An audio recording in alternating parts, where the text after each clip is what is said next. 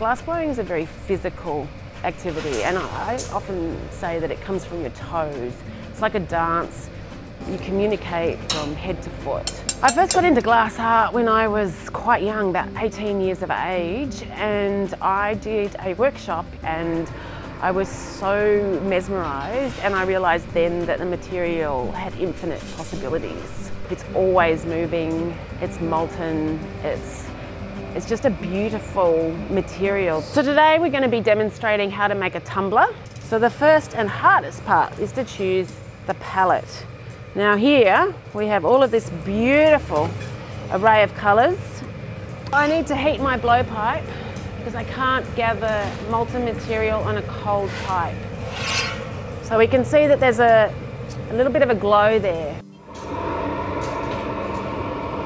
So there is my gather of glass. I'm now picking up all the colours that I chose, and now I'm going to heat those until they're homogeneous. Now once that's all fused in, then I'm going to blow my first bubble.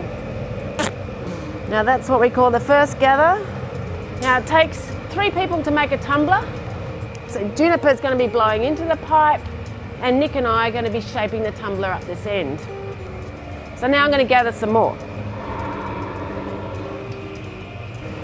So I keep it turning. Now you can see if I stop turning, oh my gosh, terrible business.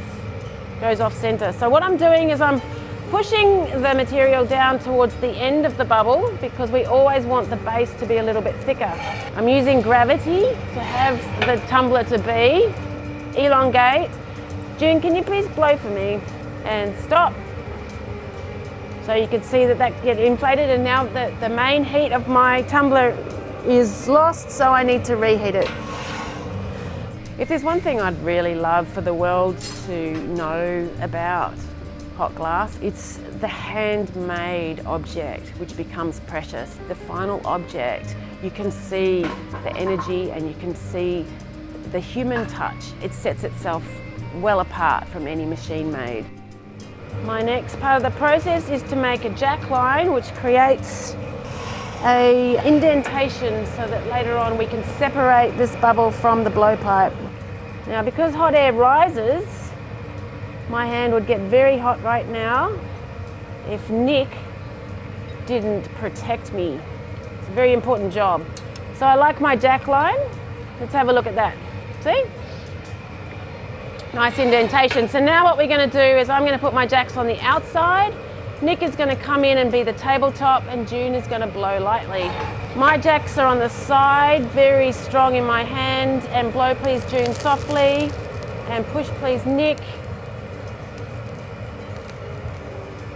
Absolutely gorgeous. So can we see the tumbler there? Doesn't really look like a tumbler, but what's going to happen is Nick is going to bring me a punty. We're going to transfer, and then I'm going to open out the top. I just chill the neck, it's incredible, and it comes off. So now what we're doing is we're just heating the front part of the tumbler. Now we're going to open it up, and off Nick, and that is my tumbler. Ta-da!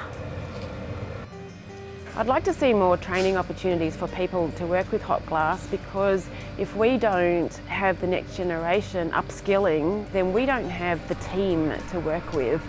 So I can't really execute great work without a skilled team. I'm going to flash it just to make sure that the heat is all the same all over. And then all it takes to separate it from my punty is 1 drop of water. Here it goes, sizzle. Do this. Thank you very much. And then we're just going to heat where the punty was so that it doesn't cut anybody's finger. And then June is going to come in and pop that in the kiln. It takes overnight to cool down, and then we can take it out tomorrow.